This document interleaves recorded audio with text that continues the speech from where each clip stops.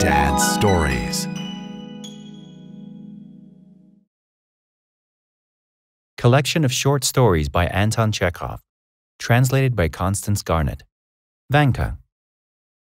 VANKA ZHUKOV, a boy of 9, who had been for 3 months apprenticed to Alyahin the shoemaker, was sitting up on Christmas Eve. Waiting till his master and mistress and their workmen had gone to the midnight service, he took out of his master's cupboard a bottle of ink and a pen with a rusty nib, and spreading out a crumpled sheet of paper in front of him, began writing.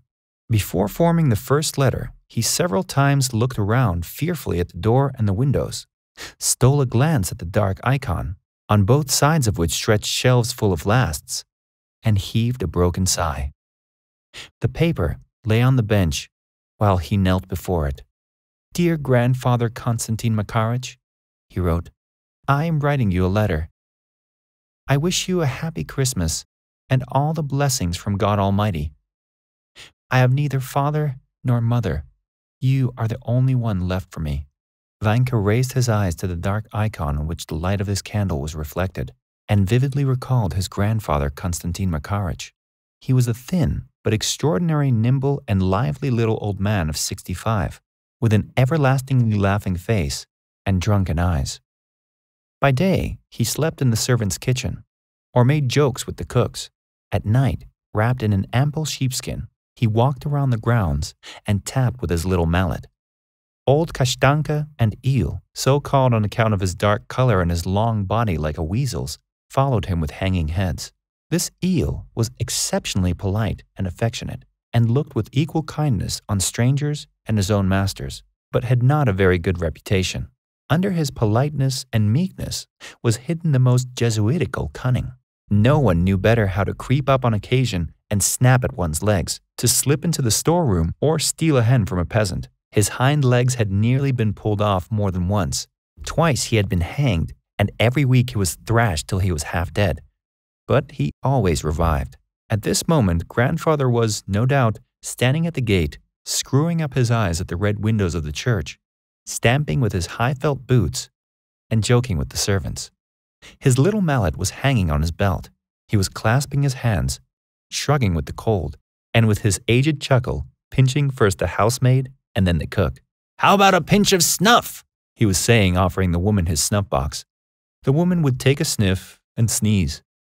Grandfather would be indescribably delighted, go off into a merry chuckle and cry, "Tear it off! It is frozen on!" He would give the dogs a sniff of snuff too. Kashtanka sneezes, wriggles her head, and walks away offended. Eel does not sneeze, from politeness, but wags his tail. And the weather is glorious. The air is still, fresh, and transparent. The night is dark, but one can see the whole village, with its white roofs and coils of smoke coming from the chimneys, the trees silvered with hoar frost, and the snowdrifts. The whole sky spangled with gay twinkling stars, and the Milky Way is as distinct as though it had been washed and rubbed with snow for a holiday. Vanka sighed, dipped his pen, and went on writing. "And yesterday I had a wigging. The master pulled me out into the yard by my hair and whacked me with a boot stretcher because I accidentally fell asleep while I was rocking their brat in the cradle. And a week ago, the mistress told me to clean a herring, and I began from tail end, and she took the herring and thrust its head in my face. The workmen laugh at me and send me to the tavern for vodka and tell me to steal the master's cucumbers for them, and the master beats me with anything that comes to hand, and there's nothing to eat. In the morning they give me bread, for dinner porridge, and in the evening bread again. But as for tea or soup, the master and mistress gobble it up themselves, and I am put to sleep in the passage, and when their wretched brat cries, I get no sleep at all, but have to rock the cradle. Dear Grandfather, show the divine mercy, take me away from here, home, to the village. It's more than I can bear. I bow down before your feet. I will pray to God for you forever. Take me away from here, or I shall die." Vanka's mouth worked. He rubbed his eyes with his black fist and gave a sob. I will powder your snuff for you," he went on. "I will pray for you, and if I do anything, you can thrash me like the cedar's goat. And if you think I've no job, Then I will beg the stewards for Christ's sake to let me clean his boots, or I'll go as a shepherd boy instead of Fedka. Dear grandfather, it is more than I can bear. It's simply no life at all.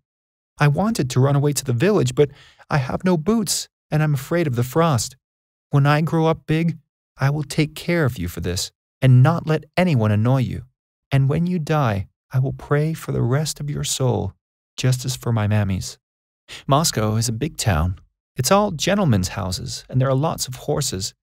But there are no sheep, and the dogs are not spiteful. The lads here don't go out with the star, and they don't let anyone into the choir. And once I saw a shop window with fishing hooks for sale, fitted ready with line and for all sorts of fish, awfully good ones. There was even one hook that would hold a 40-pound sheatfish.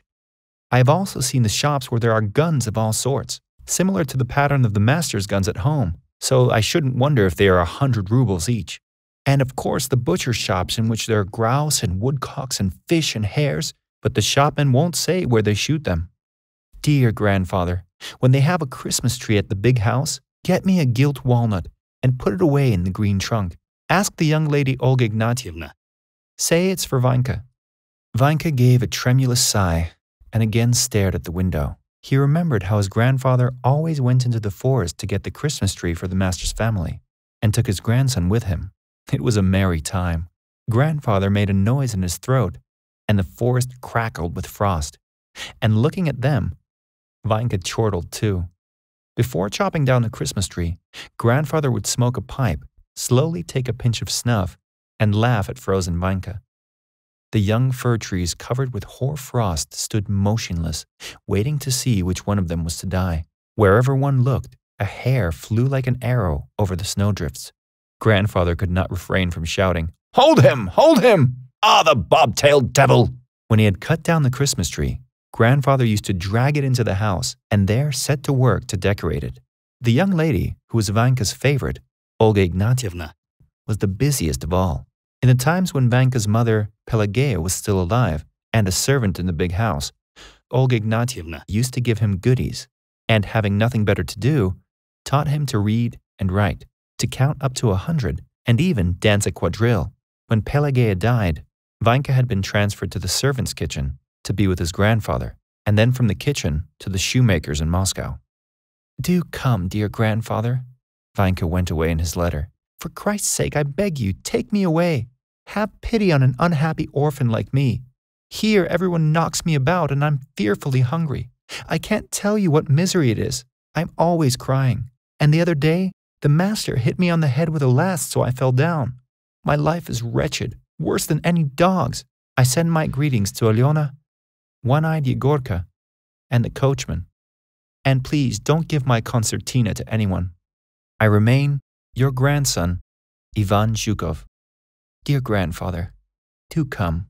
Vanka folded the sheet of writing paper twice and put it into an envelope he had bought the day before for a kopeck. After thinking a little, he dipped the pen and wrote the address. To grandfather in the village. Then he scratched his head and thought a little and added, Konstantin Makarich.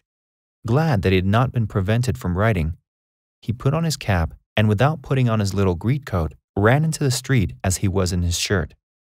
The shopman at the butcher's, whom he had questioned the day before, told him that the letters were put in post boxes, and from the boxes were carried all over the earth in mail carts with driven drivers and ringing bells. Vanka ran to the nearest post box and thrust the precious letter into the slit. An hour later, lulled by sweet hopes, he was sound asleep. He dreamed of the stove. On the stove was sitting his grandfather, swinging his bare legs and reading the letter to the cooks. By the stove was Eel, wagging his tail. Mom and Dad's Stories. Please subscribe to the Mom and Dad's Stories channel.